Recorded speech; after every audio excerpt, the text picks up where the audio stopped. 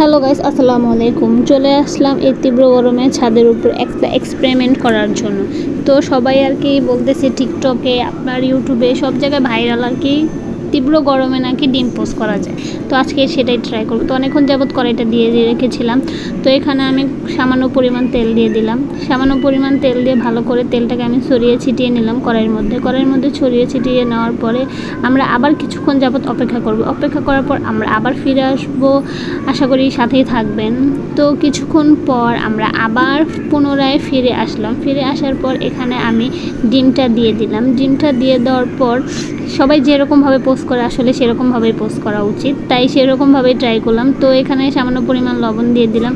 লবণ দিয়ে দেওয়ার পর আমরা পুনরায় কিছুক্ষণ আবার অপেক্ষা করব। অপেক্ষা করার পর আমরা পুনরায় আবার ফিরে আসব।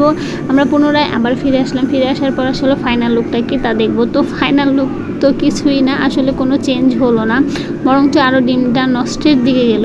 তো সেটাই আপনাদের দেখাবো, ডিমটা কীরকম অপরিবর্তন হইল সেটাই আপনাদের আজকে দেখাবো।